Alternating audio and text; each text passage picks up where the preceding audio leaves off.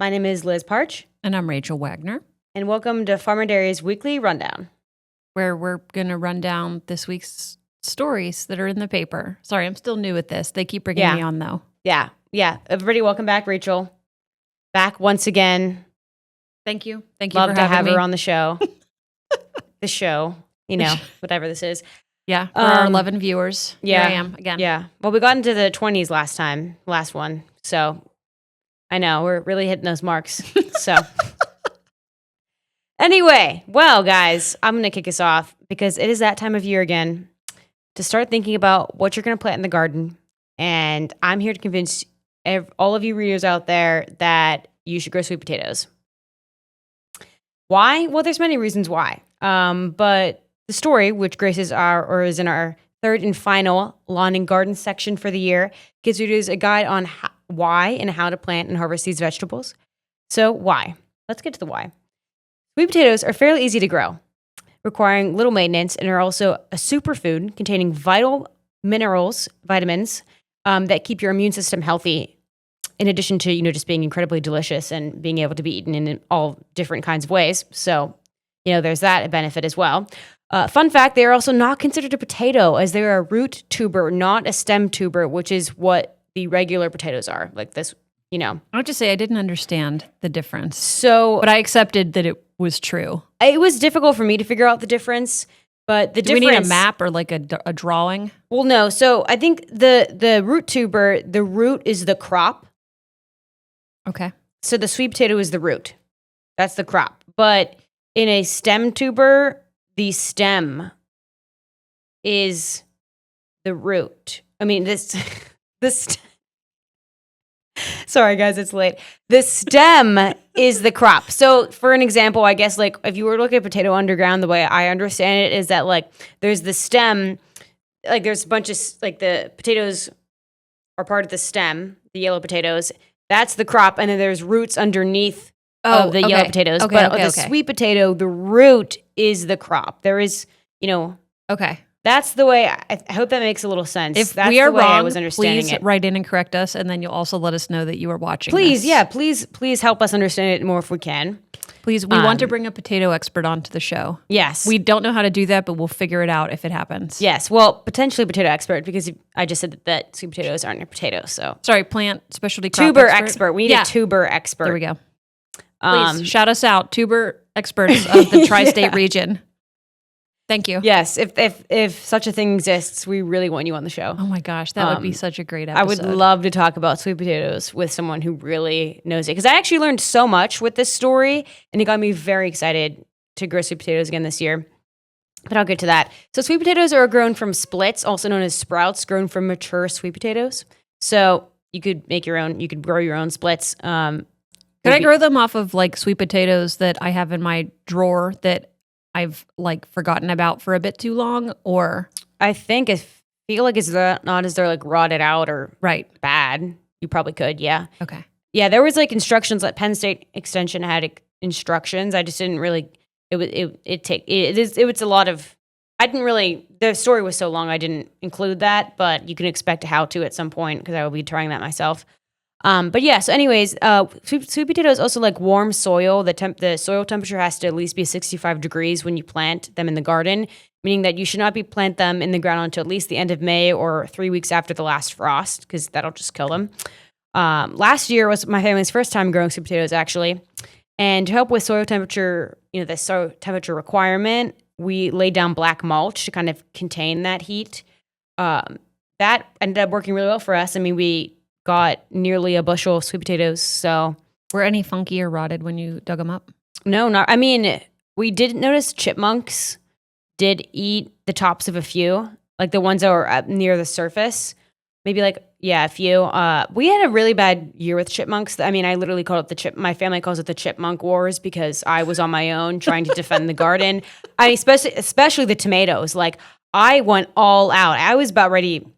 I now know why I remember years ago when my family, we were all at a grocery store and buying my brother groceries. He just moved somewhere.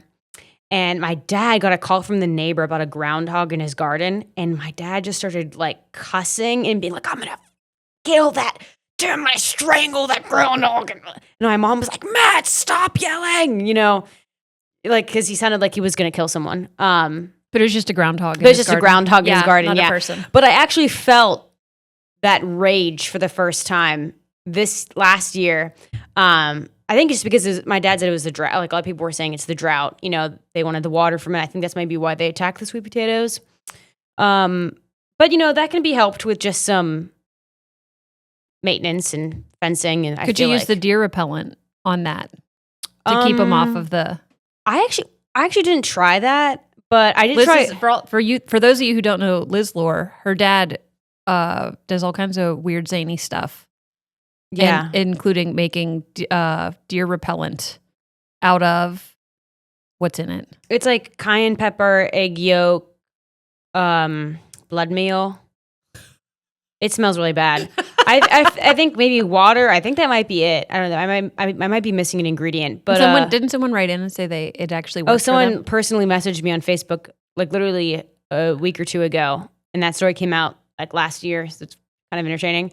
I'm glad it's helped people. But no, I actually don't think it would help with the chipmunks because, you know, when this was all happening last July or whatever, August, I was really going down a rabbit hole of how the heck can I protect? Because it was like every day I'd wake up and these gorgeous tomatoes would be just like half there.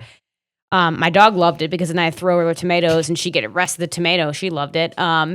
But anyways, I tried spraying cayenne pepper, like making a spicy pepper mix and throwing them on there, and it did not work at all. The only thing that did work was putting netting all around the tomatoes, like on the ground, because I think it deterred them from like, you know, they would get stuck in the netting trying to walk to get the tomatoes, and that definitely worked because they would only eat the ones on the edge of the netting. I'm surprised at that. It seems like nothing would stop a chipmunk. Yeah. Well, I could literally write a handbook on how to stop the chipmunks, and I'll give you all the unsuccessful ways and the one potentially successful way. This seems to me like another how-to that you should write. There you go. Everybody stay tuned. Yeah, you're keeping yourself employed with all these story ideas. Yeah, I really am. I mean, it's great that my hobbies intersect with this job. I just get to do this stuff. It doesn't really feel like work sometimes. So, but yeah, anyways, everyone, grow sweet potatoes. In this story, I dive into how to plant, care for them, harvest them, all of the information you will need to know, but you have to flip to the lawn and garden section to get all those details because we're a newspaper and reading is good. There you go. That's it. The show's over. Good night, everyone. No, okay, so I have two things to add, personal tidbits about sweet potatoes. I'm the only person in my family who likes them. Which is pretty rough, but I force everyone to eat them occasionally. Or at least I put it on my kids' plates and they say, oh, I don't like sweet potatoes. These are gross. And I just keep trying. And also, I have a lasagna recipe that includes sweet potatoes that I will probably share with you now. Yeah, you should share with me. That's really exciting. It's really good. It has spinach in it, too. It's like kind of, it's from Shalane Flanagan's running cookbook. She's former pro marathon runner. You know, this makes a lot of sense. You like sweet potatoes because you get the sweet potato hash at Libs a lot. I do. And is it all coming together now? It is coming together, yeah. And it has all those root vegetables in it. Like it has other ones. It's a good one, yeah. I mean, I've only had it once, but I had it earlier today. Yeah, and exactly. Literally today. Exactly. We at Farm and Dairy like sweet potatoes. And we like supporting our local coffee shop here in Salem, Libs. Yeah, I go there like once a week. Great coffee shop. To buy beans and to get lunch. Yeah, everybody should check it out. And that's why that's why I can't afford a mortgage because I'm a millennial who keeps eating out and buying coffee. Well, you know, you're supporting a local business. That's what I tell myself. Yeah, and you're supporting sweet potatoes and your health, your immune system. But that's what I think. That's why I add the sweet potatoes to the lasagna. And my husband, he eats it, but then he's like, does this have sweet potatoes in it? And I'm like, I'll never know. See, I can understand people not liking it because if you're a big like regular potato fan, it's actually, I'm going to be honest. If I were to have a baked regular potato and a baked sweet potato, every day I'd pick sweet potato. Baked regular potato has nothing on the sweet potato. I just think they're different. They're so different. They are different, but I also feel like a regular potato is very dry. Didn't you feel like, I feel like it's dry when you eat it? Yeah. Versus like a sweet potato. A ton of butter. Yeah, but I feel like with sweet potato, I only have to put a little bit of butter, and it's like what's your favorite way to prepare sweet potatoes? Oh, I mean, honestly, I'm very boring with it. The best way is just baked with butter. But Like bake a whole one. bake a whole one with butter. Yeah, I mean, I used to work at a retirement home, and we used to get free lunch.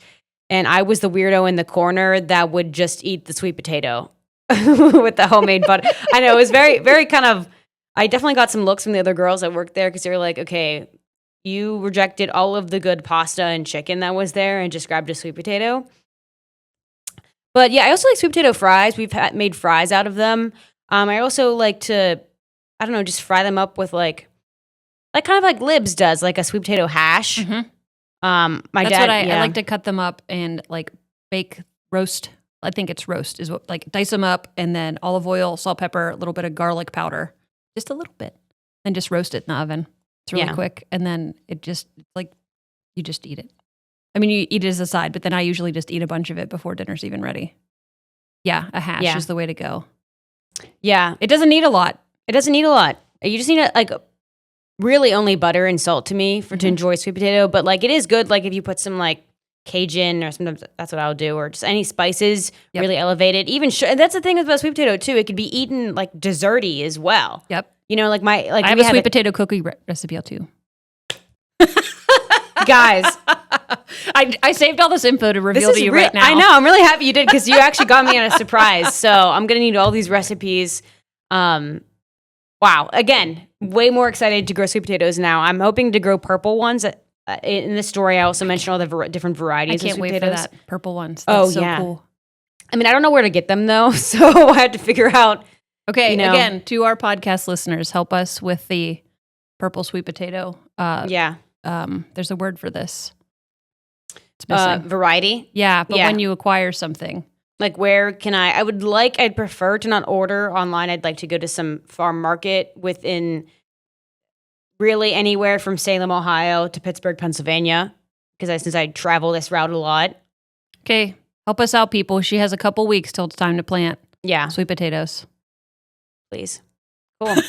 Well, I feel like we've really exhausted the sweet potato talk. However, I did enjoy it. We have until I share my recipes, but we'll just save that one. That'll be a teaser. Maybe we'll try the recipes on the podcast. Okay, is this my turn to talk about something now? Yes. Okay. So Paul and I went to the Ohio FFA Convention last week, and it was lovely. We had a booth. We had played a game called Pin the Udder on the Cow, which was a smash hit with all the kids and grown-ups also loved it. And we gave out a lot of candy. Nice. And we got some more people to submit FFA news. And Paul went to a lot of the sessions, and there was a lot of, okay, so here, I'll go to his story that he wrote. I guess the theme overall was to, I guess the headline, I'm reading it right here. I wrote this, though. Start embracing what makes you outstanding. That's what the retiring state president said during his last keynote speech. But then also there were some other keynote speakers. There was a gentleman who had lost both of his hands in a hydraulic press accident when he was a teenager. Wow, that's scary. Yeah, the whole thinking about the whole thing is kind of crazy, and from Paul's telling of the story. But he tells a story about how, he obviously overcame a lot of adversity just because of what else was he to do. But he does tell one story, which I'll just share this one story, and then you can read the rest of the story because it's basically a nice little recap of all the events and all the ways that FFA is helping kids and all the different types of kids it's helping. But anyway, the gentleman with no hands. He has arms, no hands. His name is Brad Hertig. And he was a football player, so it was obviously pretty hard to play football once you don't have any hands. And he got back to playing football pretty soon after his accident, which was crazy. And he had people, I believe he learned to be a kicker after that. Wow. Because that was his way of... Yeah, pivot. Yeah. So that was one of the lessons learned. But then also he had a trainer helping him drink water because he couldn't, maneuver to do that yet. And then he needed some water and he asked his coach to help him out. And his coach was just didn't want to help him out. Not because he was being a jerk though. But he said, if you were thirsty enough, you will find a way. Oh, so it's meant to encourage figure out a solution. Yep.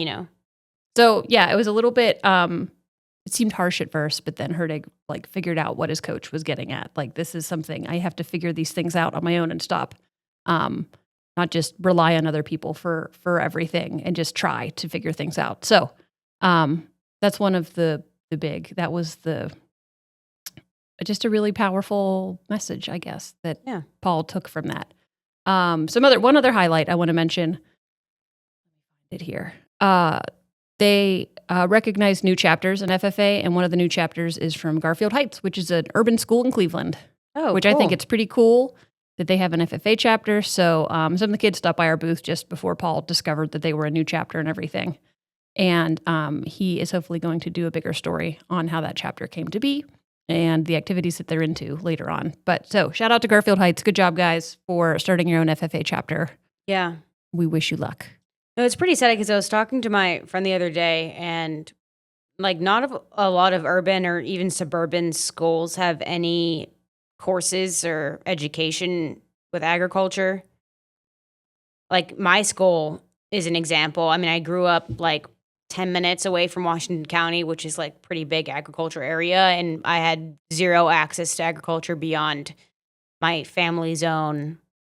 Yeah, you were lucky to be like the kid in the suburbs who had access and had a dad who was into these things from growing up in the country. Yeah, but that, like, looking back, and like, it would have been really nice. I mean, I actually think I would have been involved and gotten interested in all this stuff a lot more easier and quicker. If you'd access to it. So that's cool that hopefully Paul does a story on that. That's a really cool subject. So anyways, guys, the Trump administration we are talking this is about. A crazy pivot. Yeah. Okay. They dismissed all recently appointed women farmers to the United Soybean Board, which some of the farmers are saying had to do with their gender.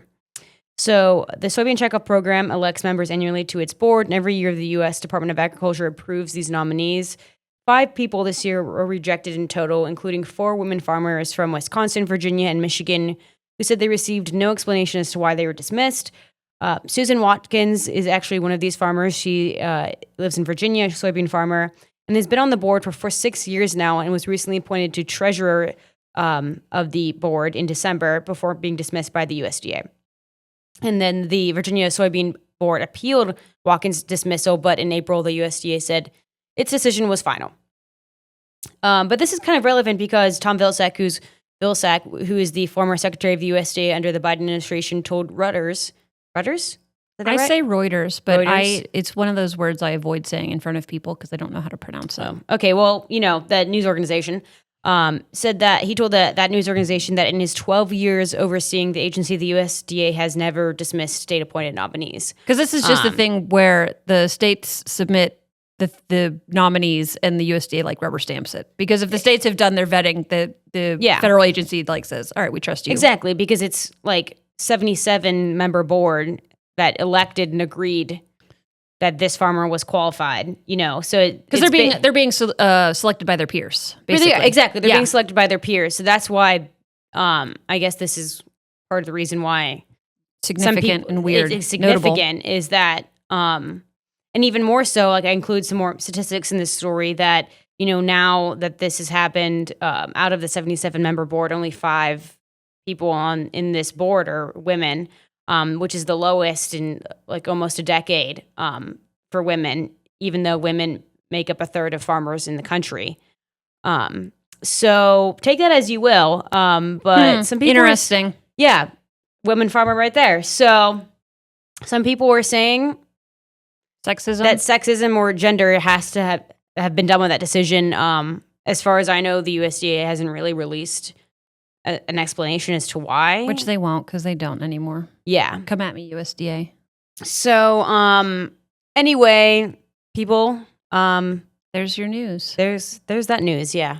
That's interesting. Take it as you will, and it would be a weird coincidence if they just happened to reject nominees for the first time in however long. Also, and then also that they all happen to be, or most of them. Most of them. One, I think one guy was a man, but were women. For what reason did that happen? Kind of weird. Just makes you think. It's also weird too that Susan has been part of this organization for 6 years now. So it wasn't even oh, you may not have enough experience. She's clearly kind of worked her way up. She wasn't a token into pick a position. She's a woman. Yeah.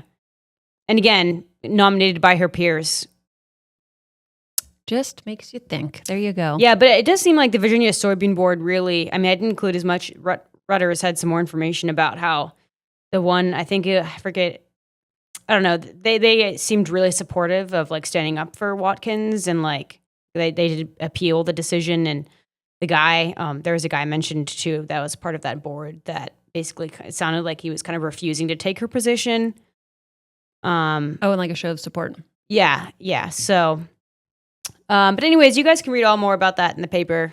So that's our newsy story. We actually are pretty chill. Our news this week is pretty chill for everyone reading the paper. So it's a nice little breath of like fresh air. And literally and figuratively, but because there's not too much hard news and like horrible stuff this week. So knock on wood. You're welcome, guys. It will be back next week for sure.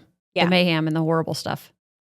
Okay, I guess I'm going to talk about ticks because we had a story once again in Lawn and Garden, and ticks is something a lot of people think about, and people ask me questions about ticks for some reason, or they talk about ticks, and then I offer advice because I deal with them a lot because I'm outside a lot. I asked you like 2 weeks ago about a tick that I found on my body. Yeah.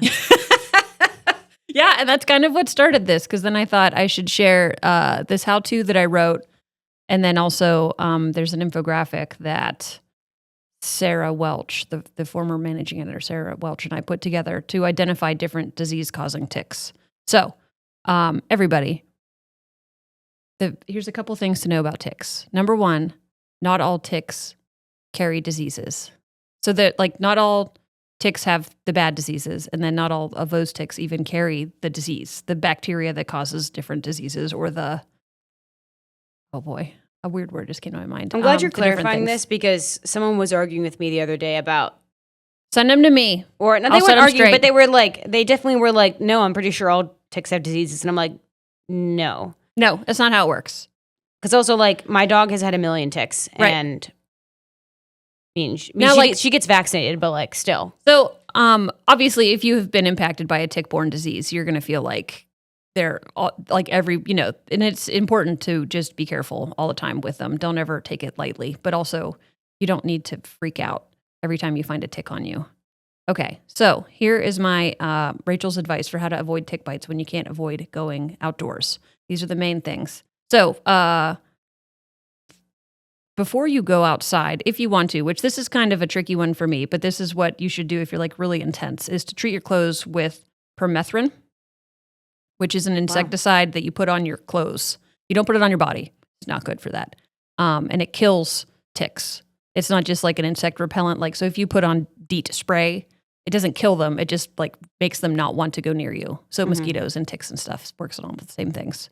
So you could treat your clothes with permethrin, but you need to treat them and then let them dry. And then you just have to know that there's this chemical on your clothing, but it'll kill them on contact. Oh, wow. Okay. So you could do that if you want to be really intense. Wear long sleeves. Tuck your shirt into your pants, tuck your socks into your pants. It is not cool looking, but it is a good way to make sure the ticks don't get on you. And then if they do get on you, they're not looking to try very hard to get through your clothes, so they're just going to climb up. And that's a lot of people find them like on your head, like behind your ears, or like on the nape of your neck. Yeah. Because they're just looking for the easiest place to access skin so they could bite. So because that's how they reproduce, is by feeding on blood, which is incredibly gross. Yeah. They're just vampires, basically. Yeah. So, okay, that's before you go outside. Like, wear your long clothes. Wear light colored clothes if you want, because that'll help you see them. A hat, I feel like. I mean, hats are good for the sun. It doesn't really matter for ticks. Oh, really? If it makes you feel better, sure. It makes me feel better because every time also, long sleeves are good for that too. I like feel my head like right here. I have actually found a tick in my hair before, so it's hard to. I don't know if hats are really going to help, but if it makes you feel better, that's good to do, and it's good for sun protection anyway because agricultural workers have a higher rate of skin cancer. Okay, so yeah, just wear a hat. Yeah, wear a hat, and I could go on a little rant about like skin cancer protection and why you should wear sunscreen and stuff, but I'll save that for another day. Since we already talked for a long time about sweet potatoes. Yeah. Okay, so while you're out, you can use an insect repellent. So DEET, get the good stuff, like the deep woods. You can use, I think that if you feel like if you are uncomfortable with chemicals on you, like that and you want to go a more natural route, you could also go with the like the more essential oil based repellents. Mm-hmm. Don't know the efficacy of those. So that's up to you what you're comfortable with putting on your body and on your clothes. But that's a repellent. Check for ticks frequently. Just like make sure you know what your regular body feels like so that you know if there's a lump or something that is not regular. And then while you're out, while you're checking, you're wearing your light colored clothing, which is easier to see the ticks. This is advice that I've never used, but I like it, is to, like if you're going hiking or maybe if you're just out in your yard or something, if you're hiking, keep a lint roller in your car so that you can roll your pants and your shirt and stuff to catch little tiny baby ticks that you can't see. And no one's going to read this. I'm realizing I'm getting all my tips now and no one's going to read the article, but that's okay because I just want people to have the good information. When you get home, this is the key thing. This is where I'm at. So what I do is I wear pants pretty much all the time because on the farm, I'm walking around in tall grass constantly. So it kind of is what it is. And I'm around the farm dogs. And I try to just make sure that they're up on their flea and tick prevention, which is another thing I'm going to talk about. But so wear your pants, wear your long socks. But for me, the important part is that when you get home, take all your clothes off immediately. I usually leave mine outside just because the ticks are looking for warmth, so they're going to crawl off. But also you can throw them in your dryer on a high heat cycle for an hour because water doesn't kill the ticks, but heat will. So you could do that to kill them, but just get your clothes off and just do a tick check immediately upon coming home. So usually, that could look like getting a shower or just, checking literally everywhere. Especially you want to check nooks and crannies, bodily nooks and crannies. So armpits, like the bends in your knees, behind your ears, your groin area, just anywhere they could get in and not be seen. Check those places. I find ticks. Not this. This kind of feels weird to say. Like I find ticks on me and my kids all the time. But we're just outside a lot. It's just a part of even in our yard. Being outside. Yeah, it's just a part of being outside now in Western Pennsylvania. Basically, this is just a occupational hazard. Basically. No, I'll take my dog walking around the neighborhood and I'll find a tick on her. And we're not even close to the woods. Yep, it's just how it is now, which is really sad. And I know that it's going to make some people not want to go outside. But I don't know. I've come to terms with it. I used to be really freaked out by them. And whenever you find a tick on you and it's embedded and you're like, gross. And I know when I've picked them off my kids, they usually freak out, even though my husband is smart. He doesn't tell them. He's just like, oh, I found it. There's a knot in your hair. I have to get it out. Oh, that's smart. Yeah. And then my daughter had one on her shoulder blade the other day when she was in the shower. And I was like, wait, you have a tick on you. And then she started freaking out because she's 4 and it's gross and it is weird. No, I have a crash out too when I at least find one I also crash out a little. It's okay. It's normal. It's gross and it's weird. And then you're thinking this thing is carrying all these diseases. And what if I get Lyme disease? And then what if I'm paralyzed? Or what if I have these horrible, lifelong health impacts? It is scary. But yeah, I know people that do have serious health impacts. So the good news is diseases. It typically takes time for a tick to be embedded in your skin before it can transmit the pathogens that cause problems. So for Lyme disease, I believe it's 24 hours. For another one, I think it's anaplasmosis. Yeah. It's 12 hours. Which is why checking that's the key. After you get out of the woods is the most important thing. So if you know every night, if you work outside all the time or you've been outside gardening for a week straight or something, and every night you're free and clear of ticks, you have that as a marker, okay, I didn't have one on me last night. So it can only have been on me for this long. Yeah. So that's how you kind of tell if you're okay. And then you can keep the tick. And there's a laboratory in Ohio and there's one in Pennsylvania, and they both work for both states. Where you can take the tick and send it off in the mail, and they'll test it and see if it does have any pathogens in it. So then if it was embedded in you, what you were at risk for. I wonder how many ticks contain pathogens. I wonder if there's what a the percentage is? Yeah, that'd be interesting to know. Okay, tick experts. No, we actually know some. Not that I want to dumb down the severity of it, because I feel like every time you see a tick, you should just immediately take it off. Do the tick protocol.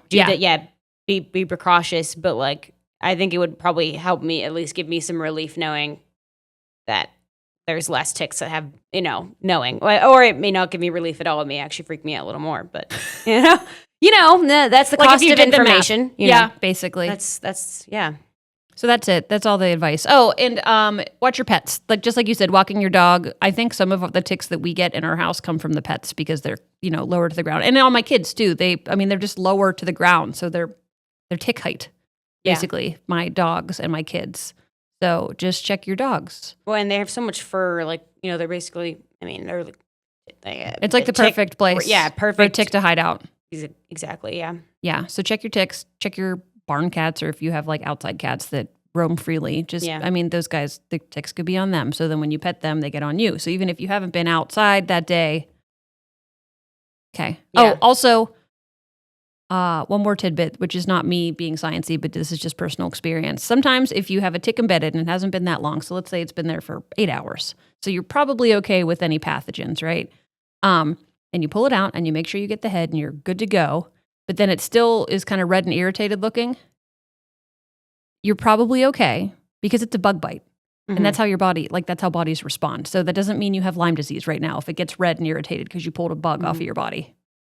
Yeah, that's just how it works. You get bit by any kind of anything, you're gonna have your skin will probably be inflamed and irritated. Yeah, someone told me that if you get a bullseye, that's Lyme disease. When you should be concerned. So if you look that up, it's obvious. It's definitely different than just a red bark on your skin after you pull out a tick. Yes, which is literally what happened to me. It happens to my husband and my daughter. React really strongly to bug bite. Even mosquito bites, any kind of bug biting them, they have crazy reactions. Mosquitoes are just more annoying to me, which is why I'm going to remind everybody, do not kill the spiders. I'm tired of people killing the spiders. Spiders kill, they're not really harming you. They're definitely not. Yeah, and they don't care about you. They literally do not care about you, and they're killing the mosquitoes. I don't know if they kill ticks, but I know that they eat a lot of harmful, the annoying pests that we don't want around us. Flies. So stop killing the spiders, guys. They're not that scary. Is this a good time to mention that ticks are actually arachnids?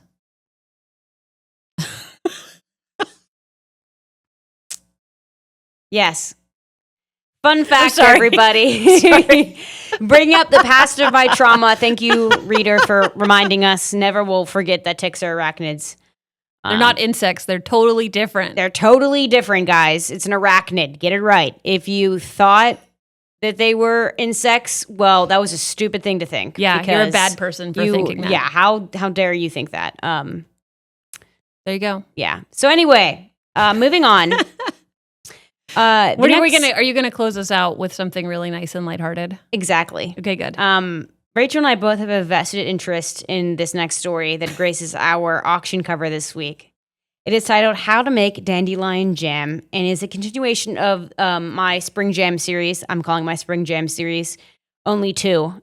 This is the last one, actually, because spring is I've been calling it Liz's Foraging series because I'm including the ramps in it. Oh, that's fine, too. I actually asked Rachel a petition to change my title from reporter to forager for Farm and Dairy. Or to add it on at the least. But anyway, dandelions are commonly considered a nuisance, right? They're a weed. We're always encouraged to pick them. We don't want them in our flowers or in our grass. We just want to mow them over, which, mowing over is just what happens. But anyway, but they actually provide great benefits for both wildlife and humans. The perennial flower is a great source of food for pollinators when food is scarce. Spring, not a lot of food available yet. For these this happened to my daughter. Experienced this in real life a month ago because she was picking dandelions, and then a bumblebee came out of nowhere and got on the dandelions because it was one of the first warm days, and he was obviously very hungry, and that freaked her the heck out. But I was like, no, it's good. He's not. He's just hungry, and you just picked his food, and this is all good. So I tried to make it a nice little lesson about life. Yeah, but then she was like, no, flowers have bees on them, and they're scary. And also wasps. Well, I feel like it's natural to be a little afraid of bees at that age. Yeah, I'm trying to encourage them. No, I'm trying to, we talk about it all the time in our house. They're not trying to hurt you. So anyway, yes, we saw that. This is why, Yeah. Dandelions are a vested interest. They also are great for soil health, acting as nature's fertilizer by pulling up beneficial nutrients deep in the soil, making them available to other plants. So in actuality, you want dandelions. Is that true, though? That feels like a dandelion wrote that. I mean, The dandelion, big dandelion, wants you to think I'm pretty that. sure I got that information from Natural Geographic. Okay, we can trust them. Yeah, we can trust them. So, I'm not, yeah. Anyway, the plant also has been eaten and used as a medicine for centuries as it contains numerous vitamins and minerals like iron, potassium, and calcium. Another fun fact for you today, in England, the plant was actually referred to as pissabed because it was has diuretic properties. And it is used as a medicine for numerous ailments, including digestive problems, toothaches, baldness, fevers, all bunch of other stuff. Baldness again. Baldness. I know. I specifically wrote baldness because last time we talked about baldness on the podcast, it was in reference to being used to treat honey, and treats it somehow. Yeah, it's just they're like, you know what, bald guys have it really hard, and we Yeah. need to just try to do something for them. all of the remedies. And it doesn't work, but you could try. It really, Yeah. it's not going to hurt you. And I'm gonna guess the baldness part was maybe some ancient trick because I'm not sure if Probably not. That's not a effective it treatment is now. today. Yeah. But yeah, anyways, and another fun fact, the plant didn't arrive in America until the Mayflower. So it actually came from Europe. And So, are we considering it invasive, or is it just non-native? I feel like it's just non-native because it provides a lot of like invasive. It implies that it's outcompeting other, plants versus like, Yeah, I thought that this was isn't really interesting. outcompeting anything. It's just actually providing benefits to wildlife. So, yeah. So today it grows in all 50 states and can be eaten in a variety of ways, including made into dandelion wine or honey, sautéed in butter, made into jam, which the story includes a recipe for. So you can check that out in auction for that recipe, and eaten straight from the field or on salads, like your son does. I mean, I don't know if he eats it on salads, but He doesn't eat salads. No, he just eats random plants. Ones that are safe, but once he figured out that you could eat dandelions, when they came up this year, he was like, yeah, you can just eat these. yeah. And so then he does. Like, he really does just pick it and eat it. And then his little sister picks him flowers to eat. And then his girlfriend, his first grade girlfriend, allegedly, this is a story he told me, that she picked him a bouquet of flowers and then he ate them all. Which, like, can you imagine? Like in first Oh my grade, and you're like God. have some kind of crush on the little boy, and you pick him all these flowers. Can we Then he bring just her on to chomps the them pod? down. I want to know what her reaction was. Yeah, once I find Iona's mom's number, I'll ask her, Yeah. and then she'll be like, "That Wyatt boy, he's trouble. I've heard about him." Yeah, he eats dandelions. Yeah, he says they're good. He says they taste like spinach, which is true. Apparently, they're supposed to taste Yeah. like that. But But in the story, there's supposed to be like a substitute for like spinach. I think Wyatt has actually eaten spinach now. Maybe not raw, but in things. Because I told him it contains a lot of iron, which will make him very strong. Mm. That's how I market vegetables and Yeah. various things to my kids, is like the nutrient profile and what it will do for them. So like eating carrots will give them like super good vision, which I don't know if that's true. But I mean, he He always tells me he has really good eye vision, and I'm like, heck yeah, brother, eat your carrots. Yeah, and dandelions, because apparently they're also good for you. Yeah, and he ate a violet once after we talked about that, because we were talking about making jam from wild violets, and then I saw one in our yard, and I picked it, and I was like, hey, Liz said you could make jam out of these, and he was like, can you eat them? I said, I probably. And he did. He's just a flower-eating machine. That's why we need more people. Like, because I'd rather have someone who wants to use the dandelions to just mow them over or pick them and throw them over the hill. My daughter likes them for the beauty. Like, she likes to pick them and give them to people. And now she calls them wishing flowers when they're all seeded out. So, Aw. yeah, she's really cute. cute and precious. And Wyatt just eats them like a 7-year-old boy would do, just eating weird stuff to impress girls. It never ends. Starts early and it never ends. If Iona's still his girlfriend, clearly that Yeah. impressed her. She said, wow, get you a man that eats dandelion flowers, guys. He's not afraid. I think that that's legitimately not bad advice, probably. Yeah, because Unless that's all that he eats, then Well- that might be cause for concern. let's just say, Like if that's on his Tinder profile, maybe just it might pique your interest, but just check that out. yeah. Well, I mean, Do your I'm due assuming that diligence. if a 20-year-old or, a 30-something-year-old is eating dandelion flowers, they must know the benefits. That'd be a good foraging partner. Yeah, and they probably probably very You could go sustainably minded. look for morels with Maybe them that too. should be like a new vetting process. Like, do you eat dandelion flowers? And if they say no, that's weird. Wait. then What would it's like, the test should be? If you saw a dandelion, what would you do? What would you do with it? And then it's like you could really tell what kind of person he was. Okay, that's a really good idea because then you could have like A, mow it over. B, pick it out of the soil, throw it over the hill. C, make jam. Yeah. Or wine. Like eat the green. Like eat it somehow. Eat the greens. Or pop it in your mouth. Pick a bouquet for my mom. Yeah, like that would be. That would be an acceptable answer too. Yeah, yeah, because like I could accept someone who like may not know as much as we reporters know about dandelions. It's critical knowledge for farm and dairy staff is to know a lot about dandelions. Yeah, it's a vetting process actually. In the application process, Rachel said to me, "But Liz, you have a degree in journalism, but."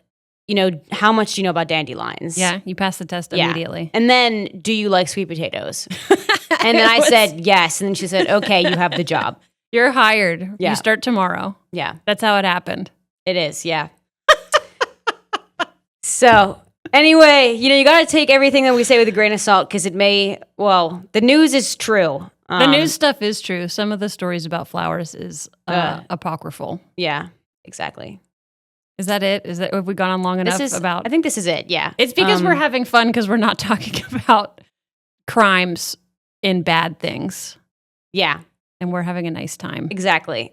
Give us more foraging stories, is what I'm hearing. Yes. So, all right, guys. Well, that's all we got for this week. This is all we have. Yep. Paul will hopefully be back next week. Yes. Unless you want me to stay on, then let us know by hitting like or subscribe. Like and subscribe. I don't watch enough YouTube videos to know what to say. My son could tell me. I mean, if we got a like, that'd be great. I don't think we've ever gotten a like before. So, give us one like. We are. Yeah, our give us standards are one low. like, and if we do, Rachel will be doing this every week. Just kidding. Just kidding. I'll come on. I'll guest star at least once a month. There you go. All right. So it's up to you, readers. Now, make the decision. Yeah. So anyway, that's it, guys. So enjoy the week and read the paper, all the stories to get the full details. And see you guys next week. Yeah. Find the paper at a newsstand and online at farmanddairy.com. Yes. Okay. Thanks. Bye. Bye.